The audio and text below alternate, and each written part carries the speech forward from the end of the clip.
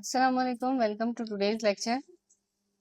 क्या आपने कभी सोचा है कि प्लांट्स के अंदर जो दो टिश्यूज जाइलम और फ्लोएम प्रेजेंट हैं, तो किस तरह से जाइलम रिस्पॉन्सिबल होता है for the absorption of water और किस तरह से वाटर रूट से टिप ऑफ प्लांट तक या लीफ तक पहुंचता है।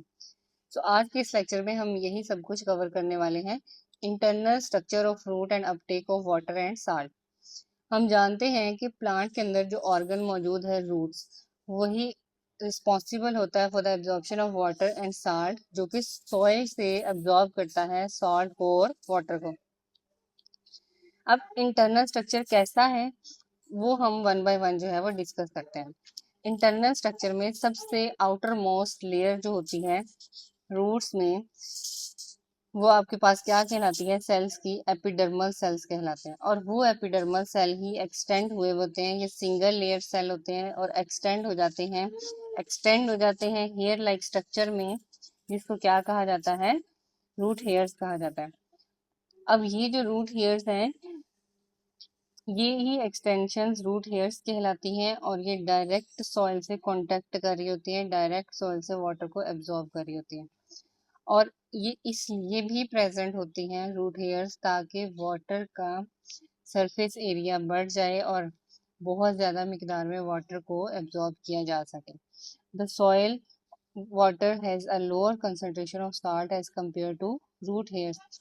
अब सॉइल वाटर के अंदर जो है, सॉइल वाटर में सॉल्ट की कंसंट्रेशन कम होती है एज कम्पेयर टू रूट के अंदर जो प्रेजेंट है वाटर और साल्ट। वहां पे रूट्स के अंदर सॉल्ट की कंसंट्रेशन ज्यादा है, जबकि जमीन के अंदर जो पानी मौजूद है वहां पे सॉल्ट की कंसंट्रेशन कम है। तो इसी वजह से क्या होता है कि जो हेयर लाइक स्ट्रक्चर्स हैं वो एक्टिव ट्रांसपोर्ट के थ्रू वाटर को अपटेक करते हैं, और इसमें कंसंट्रेशन की अमाउंट का डिफरेंस रखते हुए, क्योंकि वहां पे रूट्स के अंदर क्या है, सॉल्ट की कंसंट्रेशन ज्यादा है और बाहर क्या है, कम है। तो ऑस्मोसिस के थ्रू, पैसिव ट्रांसपोर्ट के थ्रू क्या करते हैं, एब्जॉर्ब करते हैं वाटर को। कहाँ से? सॉइल से। और कौन करते हैं? रूट हेयर्स करते हैं। जब ये रूट हेयर्स वाटर को एब्जॉर्ब करते हैं तो सबसे पहला सेल क्या कौन सा है? Epidermal cell. वहां पे वाटर जो है वो एंटर हो जाता है और यहाँ से रूट हेयर्स के थ्रू एंटर होके सेकेंड लेयर ऑफ सेल्स के पास पहुंच जाता है, जिसको कॉर्टेक्स कहा जाता है। और ये कॉर्टेक्स जो है ये एक ब्रॉड जोन है, ब्रॉड एरिया है और डिफरेंट साइड का, जो कि एपिडर्मल के इन साइड पे प्रेजेंट है, अंदर वाली साइड पे प्रेजेंट है। अब वाटर जो है वो मूव करता है थ्रू एपिडर्मल टू कॉर्टेक्स। अब यहाँ से सेल टू सेल मूव करेगा।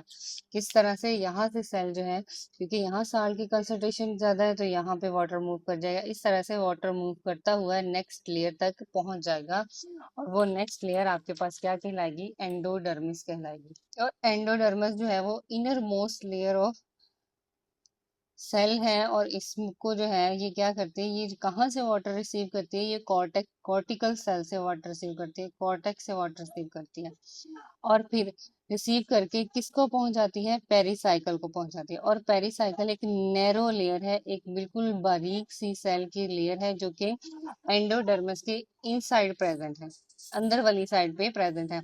और इस तरह से यहाँ से पेरिसर्कल से वाटर जो है वो मूव कर जाता है वस्कुलर टिश्यूज में। और वस्कुलर टिश्यूज, जैसे मैंने आपको स्टार्टिंग में ही बताया कि आप जानते हैं कि दो तरह के टिश्यूज प्रेजेंट है, तो उनको वस्कुलर टिश्यूज कहा जाता है। कौन कौन से? एक आपके पास जाइलम है और दूसरा आपके पास क्या है? फ्लोएम। और इनको कलेक्टिवली क्या कहा जाता है? Collectively called vascular bundles, xylem और फ्लोएम को। और ये जो है सबसे इनर मोस्ट रीजन है रूट्स का।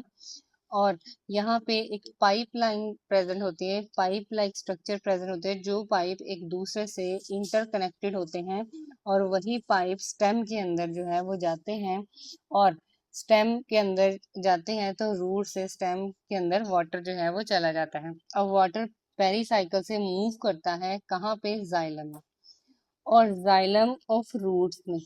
और फिर ये ट्रांसपोर्ट हो जाता है जाइलम ऑफ स्टेम में। मतलब ये कि ये जाइलम ऑफ रूट्स हैं और ये एक जाइलम जो है ये इंटरकनेक्टेड है, किसके? रूट के भी और स्टेम के भी। मतलब ये कि यहाँ पे इंटरकनेक्टेड है स्टेम के भी और रूट के भी जाइलम्स।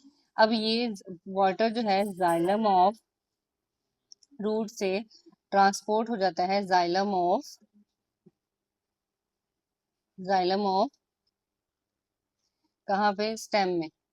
तो इस तरह से वाटर जो है वो एब्जॉर्ब करता है, इस तरह से वाटर जो है वो एब्जॉर्ब होता है from root hair to xylem of roots. अब दो पाथवेज हैं जो कि प्रेजेंट हैं इनसाइड द रूट, जिसके थ्रू वाटर ट्रांसपोर्ट होता है। एक तो आपके पास प्रेजेंट है थ्रू सेल्स, जो कि हम मैंने आपको बताया कि किस तरह से एपिडर्मल सेल से कॉर्टेक्स, कॉर्टेक्स में एंडोडर्मल सेल से पेरिसाइकल और फिर जाइलम टिश्यूज। और दूसरा आपके पास मैकेनिज्म है जिसको कहा जाता है through cell wall and intercellular spaces. अब सेल वॉल के थ्रू भी, अब जो सेल के साथ सेल टू सेल जो है वो ट्रांसपोर्ट होता है, वो थ्रू सेल होता है, ये एक पाथवे है। और दूसरा पाथवे आपके पास इस तरह से कहाँ से आता है, सेल वॉल से। इस तरह से सेल वॉल के थ्रू जो है वो वाटर ट्रांसपोर्ट होता है from outermost layer of epidermal cell to xylem of roots. तो ये दो पाथवेज हैं, थ्रू सेल और through cell wall and intercellular spaces. और इंटरसेलुलर स्पेसिस कौन से हैं, ये वाली स्पेसिस जिनको क्या कहा जाता है, इंटरसेलुलर स्पेसिस। एक सेल में से और दूसरी दोनों सेल के दरमियान में जो स्पेसिस प्रेजेंट है, वहां से वाटर जो है वो मूव कर जाता है एपिडर्मल सेल से, सॉइल से एपिडर्मल सेल में और एपिडर्मल सेल से जाइलम तक। सो ये जो है ये आपके पास क्या है, इंटरनल स्ट्रक्चर ऑफ रूट, और जो कि रिस्पॉन्सिबल है uptake of water and salts. So इस टॉपिक से रिलेटेड आपका कोई क्वेश्चन है तो कमेंट बॉक्स में मुझसे ज़रूर पूछें। चैनल को सब्सक्राइब करें, वीडियो को लाइक एंड शेयर करें। See you soon in the next video. अल्लाह हाफिज़।